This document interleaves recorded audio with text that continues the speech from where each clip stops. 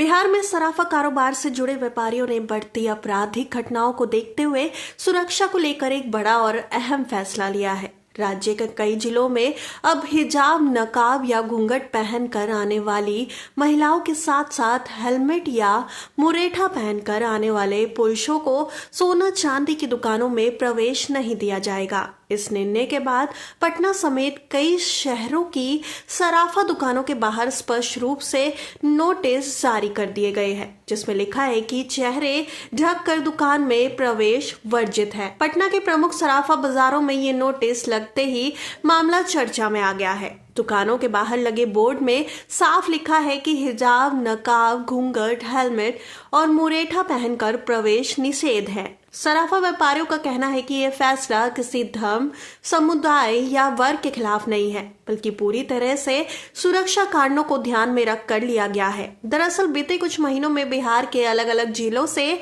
सराफा दुकानों में लूट, चोरी और हथियार के बल पर डकैती की कई घटनाएं सामने आई है। इन वारदातों में अक्सर देखा गया है कि अपराधी पहचान छिपाने के लिए चेहरा ढककर दुकान में प्रवेश करते हैं। सीसीटीवी कैमरे में भी ऐसे अपराधियों की पहचान करना मुश्किल हो जाता है, जिससे पुलिस जांच प्रभावित होती है और अपराधी आसानी से फरार हो जाते हैं। सराफा व्यापारियों का कहना है कि इस तरह की घटनाओं से न केवल दुकानदारों की जान माल को खतरा होता है, बल्कि दुकानों में मौजूद ग्राहकों की सुरक्षा भी जोखिम में पड़ जाती है। यही वजह है कि कारोबारियों ने सामूहिक रूप से ये निर्णय लिया है ताकि बाजार में सुरक्षा व्यवस्था को मजबूत किया जा सके। All India gold and jewellers association के प्रदेश अध्यक्ष अशोक कुमार वर्मा ने इस फैसले का समर्थन करते हुए कहा कि सराफा कारोबार हमेशा से अपराधियों के निशाने पर रहा है।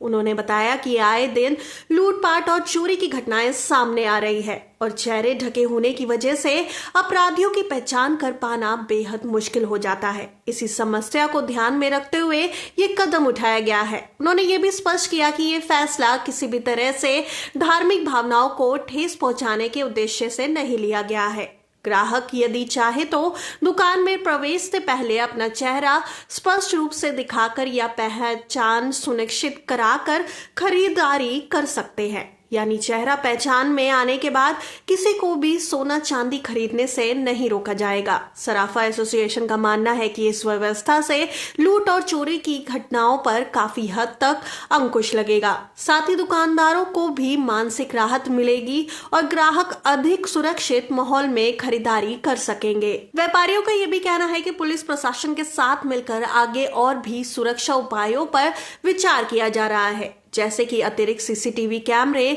अलार्म सिस्टम और गार्ड की तैनाती। हालांकि इस फैसले को लेकर समाज के कुछ वर्गों में बहस भी शुरू हो गई है, लेकिन सराफा कारोबारियों का साफ कहना है कि उनका उद्देश्य केवल सुरक्षा है, न कि किसी समुदाय को निशाना बनाना। आने वाले दिनों में यह फैसला बिहार के अन्य जिलों में भी लागू किया जा सकता है। सराफा कारोबारियों का ये कदम राज्य में बढ़ती आपराधिक घटनाओं के बीच सुरक्षा को लेकर एक बड़ा प्रयास माना जा रहा है, जिसका असर आने वाले समय में बाजार की सुरक्षा व्यवस्था पर साफ तौर पर देखने को मिल सकता है।